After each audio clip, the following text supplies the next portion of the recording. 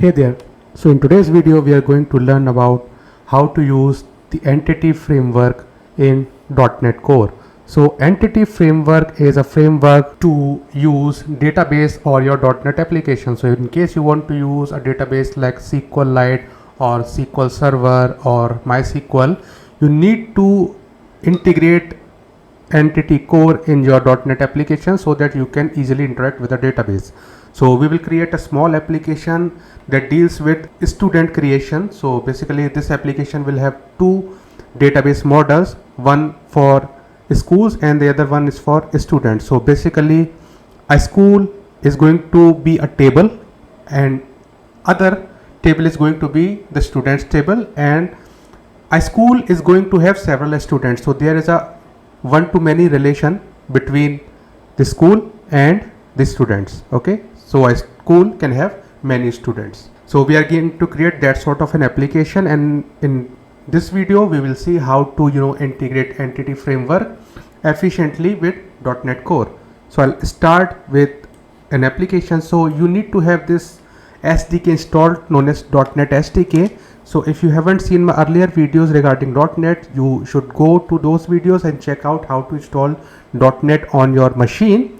I have .NET SDK installed on my system, so I can issue commands like .NET new, which is a central piece to create new application. Okay, so we are going to create a new application, and the command for that is .NET new, and we are going to create a console type application, and we are going to name it student management. Okay, you can call it whatever you want to, but I have called it student management. Okay, so we can navigate to student management and open this application in VS Code. You can use whatever code editor you want to use, but VS Code is my editor of choice. Okay, so this much code base has been created for us. So we have the basic project file. Okay, I'm using .NET 5 here, and we have a very basic program file. It contains nothing but the hello world program. So let's try to run this program. So .NET run is the command to run your project. Okay, so our application is working correctly. Alright, so let's start with setting up entity framework core for our application. So for our application we are going to use SQLite database because it is very easy to play around with. Okay, but if you want to use another database, something like SQL Server, you can easily do that once you know the ins and out and bits and pieces of entity framework. So for keeping the scope of this tutorial to a bare minimum, we are using SQLite because it does not require any sort of extra installation or configuration. Okay, so let's create a folder first of all, and let's call this folder models. And this folder, okay, I did not create a folder but a file. So create a folder, call it models, and this models folder is going to contain all the entities which will be there in the database. So there is going to be one entity for schools and the other entity for students. So we are going to create two entities. So let's start with creating a school entity, or let's start with students. Okay, so student.cs. okay, and start with the namespace. So namespace is going to be your application's name, then the models folder. Okay, and then we are going to create a public class. So this class will detail all the columns that are going to be there in our student table. Okay, so student class, I don't know why it completes like that.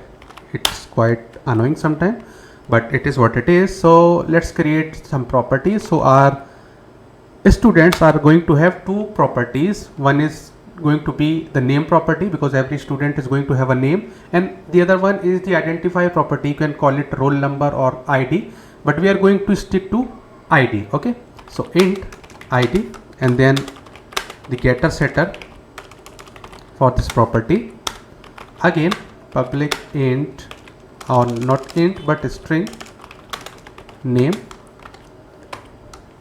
again the getter setters. Okay, so we have got our student class. This is all it takes. Okay, let's create a school class. So it is going to be yet another table in our database. The namespace is again going to be student name, student management, then models. Okay, again we are going to create a public class called school,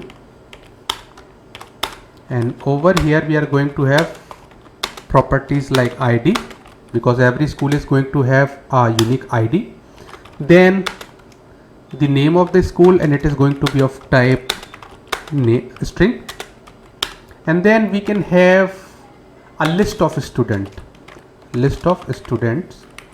okay, and we can call it students because every school is going to have certain students.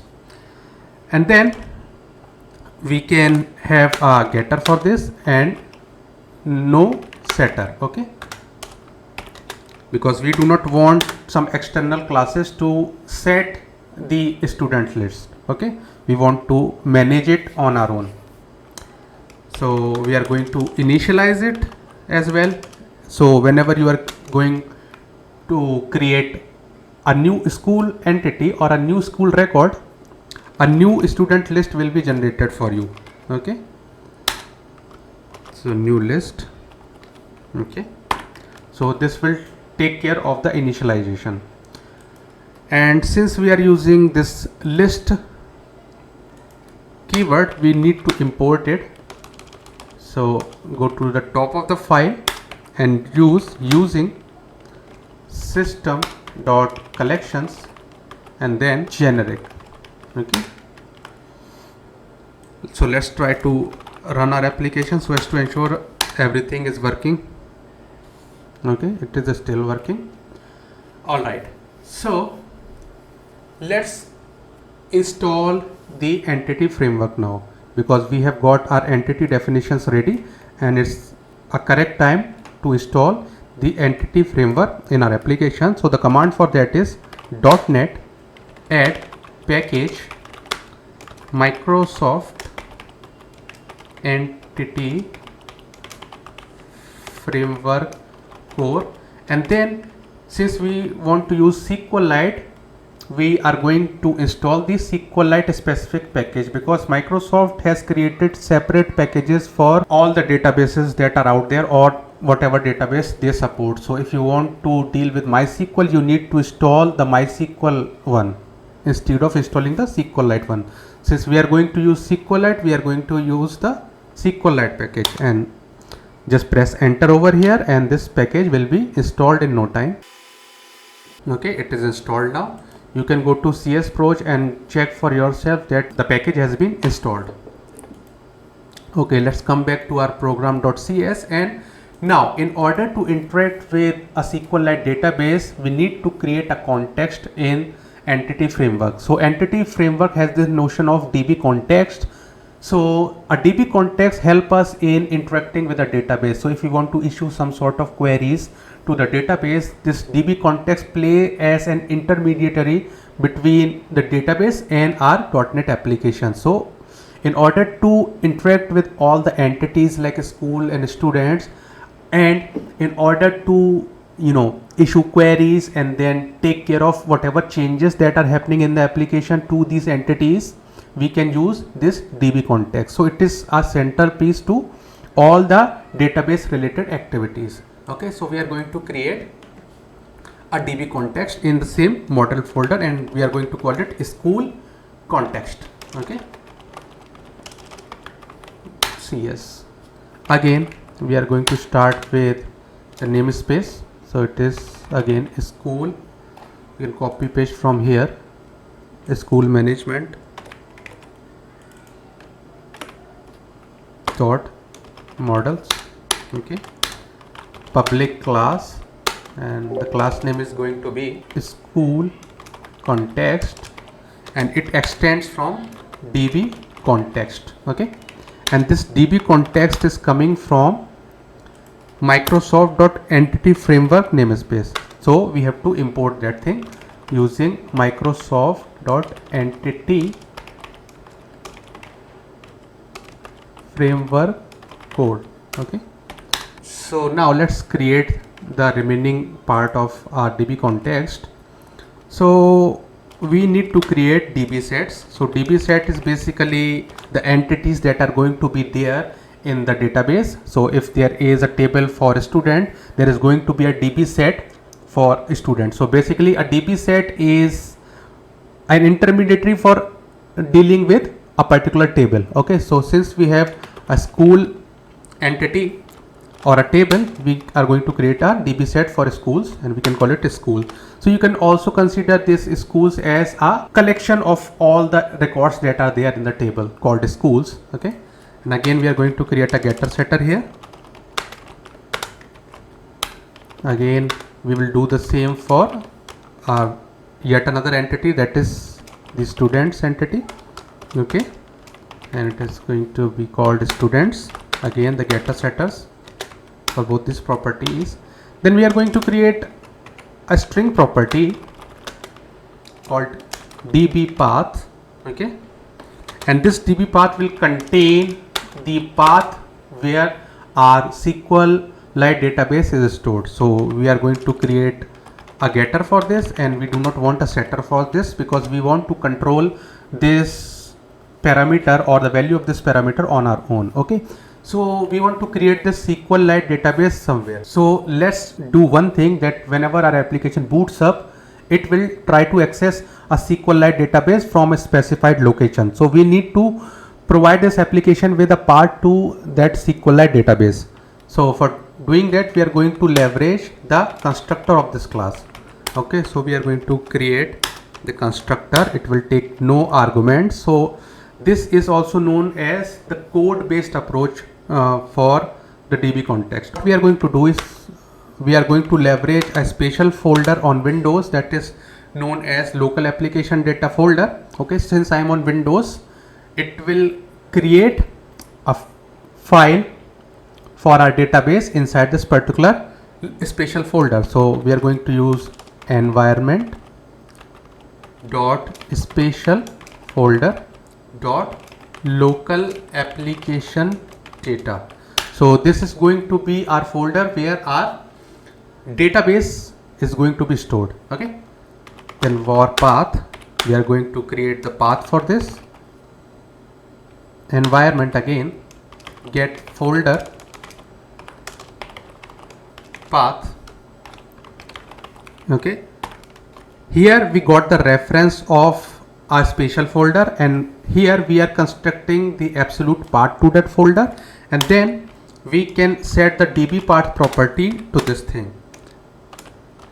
Okay, we are using a string template over here, then we are going to provide it with a path and then the separator. So in order to get the separator, because you can run .NET Core on Windows, Mac OS and Linux, so you need to know what sort of directory separators they are using, right?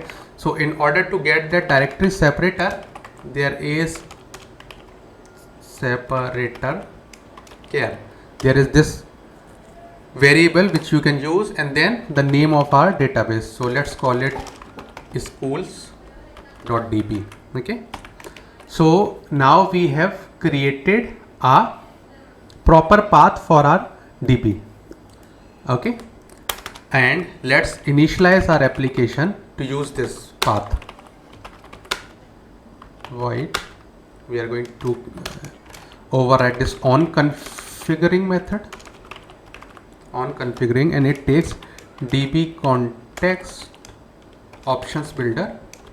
Okay, you can call it options now, and then over here we are going to do the initialization of our SQLite database. Use SQLite, and then we need to provide the path. Okay, and since we have already set the path in the db path folder, we can do something like this: data source. So this is the syntax which you have to use. We cannot do nothing much about it.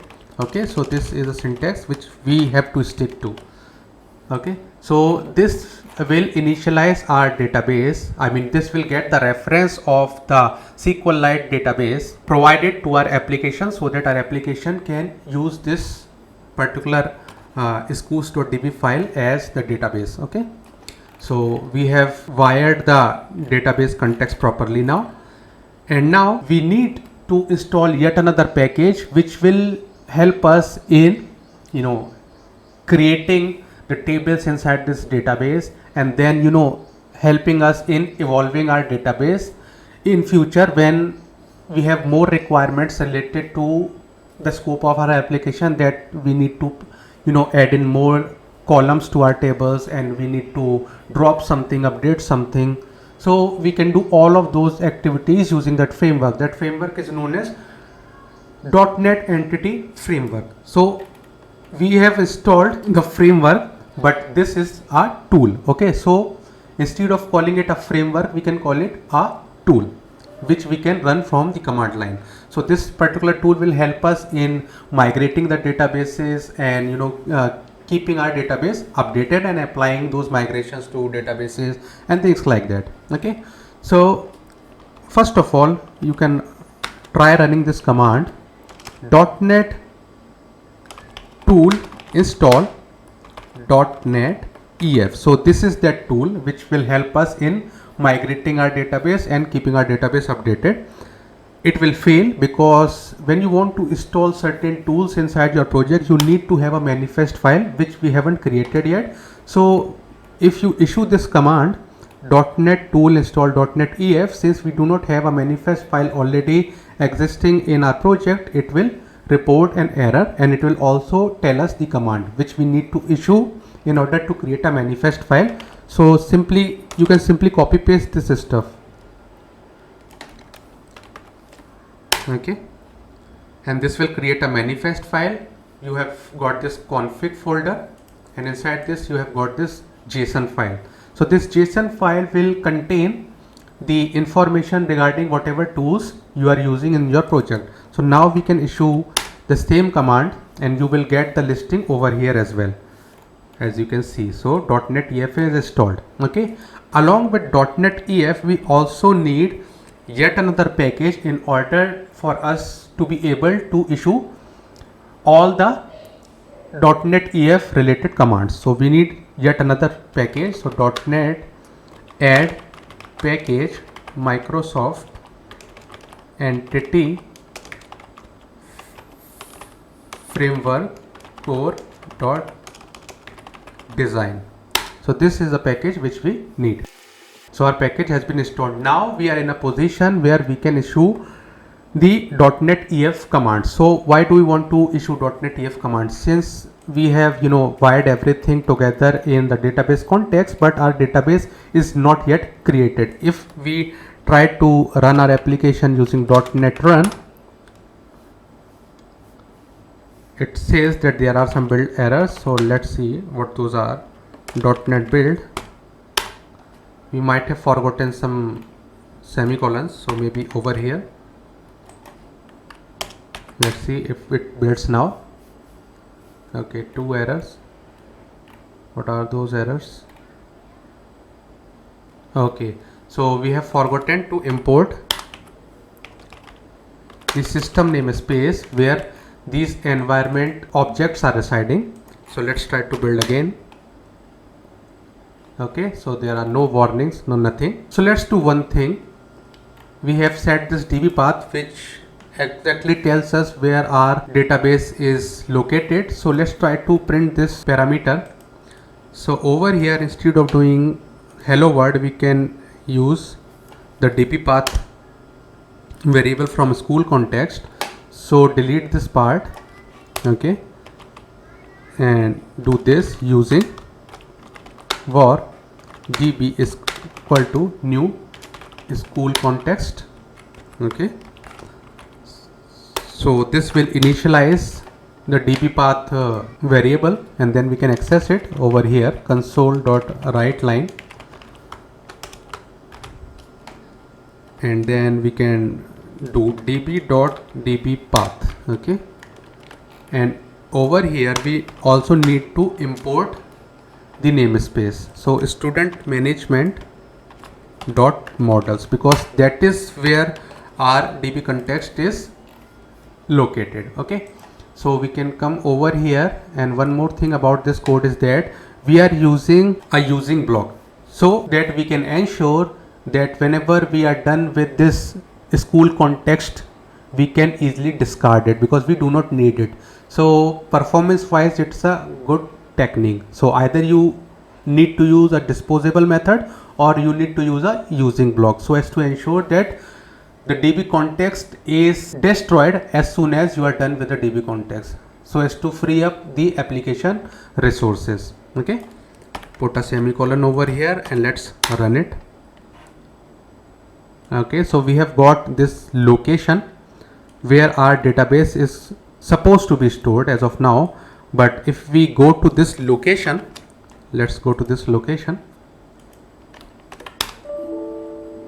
it is not yet there. You can go over here, but still you cannot find anything called schools.db over here. That is why we need a .NET EF tool. Okay, so now using .NET EF tool, we are going to create our actual database. So it is going to read all the configuration file and the context file and everything, and then it is going to create your database. So first of all, in order to create a database, we need to have migrations in place. So migrations will read your DB context and everything. They will do a comparison between the actual database files and your context file and everything, and then it will create a migration script, and using that migration script, the .NET EF tool will know which columns to create, which columns to update, which columns to remove from whatever tables. Okay, so this is the entire working of the .NET EF tool. So let's create the initial migration, and that initial migration will create a table called school, and there will be two columns, ID and name inside that thing, and one more table called student, and there is going to be two columns inside that table. Let's also create one more column over here called school ID, because the entity framework needs to have some sort of relation between schools and students. So it is going to look for school ID column. Okay, so we have created this column over here. Let's run this .NET EF so as to know the command. So in case you want to get all the help related to .NET EF, you can run .NET EF, and then you will get to see this help guide. Okay, so we need to use this .NET EF migrations command. Okay, so .NET EF migrations add, and we can call it initial create. Okay, so this will create a new folder called migrations, as you can see here, and it has created the initial migration files. So inside these files you will get to see all the code. Okay, so this code is related to the creation of the tables, and this code has been created by reading the DB context which we have set over here. So from school context, it has gotten all the information that is required for creating those tables. Okay, now we are in a position where we can issue a command and create our tables. Okay, so let's create our table. So the command is .NET EF database and update. So this will read these migration files, and it will use a special table stored inside the database itself to do a comparison whether the migration in question has been applied or not, and it will automatically apply the migrations that are remaining. Okay, since we haven't applied the migrations up till the point when I issued this command, it knew that I need to apply these migration, and it did. So now after this point of time, we can find our schools.database inside the folder, as you can see here. So this is a database file, but we cannot access it because Windows or whatever operating system you are using might not be having an appropriate tool for reading this particular SQLite file. So I have a recommendation for you over here, and that is searching for SQLite browser. Okay, and you will land on this website called SQLitebrowser.org. So this is a tool using which you can open your SQLite database. So in case you want to look into your database or play around with your database, you can download this tool. So I will quickly show you the demonstration. Go over to the downloads tab and just download the zip version so that we do not have to install anything. Once it is downloaded, unzip this file, extract all,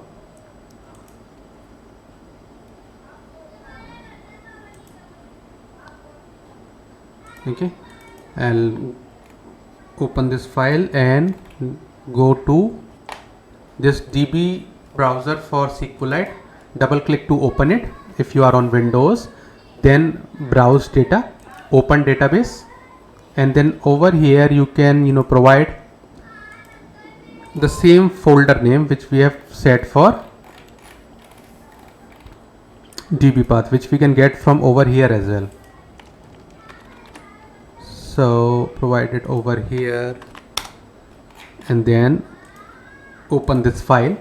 Okay, so now you can see that there is a special table called EF migration. So this is a table I was talking about. So here the entity framework stores all its data about whether I have applied the migration or not. Okay, so it gets all its data from this special table. We do not need it. It is created automatically.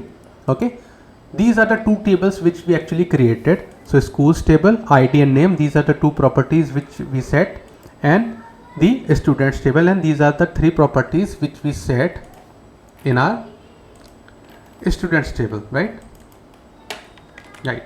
So our database is created. Now is the time to interact with the database, create some records in our database. So let's come back to our program.cs, and over here we are going to create a simple record for a school. So we are going to create a record inside the school table. So in order to do that, you have to use something like db.add, and then we are going to provide it with a new school, and the school is going to have a property called name. So we can call it KV Bath. Okay, so this is a name of my old school, so but you can use whatever you want to. So this will create a new entity called school, and it will save it temporarily in the memory, but it will not be applied on its own. In order to apply it to the actual database, you have to issue this command, save changes, because as we have already learned that the DB context is responsible for tracking the changes as well. So it will track the changes and it will automatically create a record inside the schools table, because it knows what type of entity we have created over here. Okay, so let's quickly do it and let's run our project. .NET run, wait for some time, and no error was reported. Go back to our DB browser. Over here, go to schools, and as you can see over here, our record has been created for us. Okay, so this is how you can put data into your database. Now let's suppose we want to get this database. In order to get data from the database, we can use something like, so let's suppose we want to get this school back. Okay, so we get first of all the school entity, the schools, and then we are going to use order by,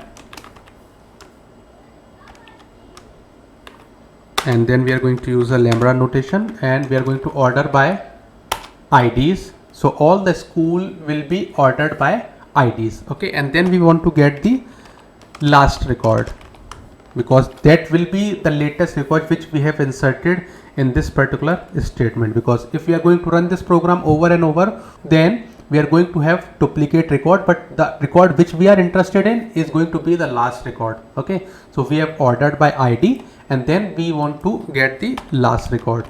As of now, this syntax will not work.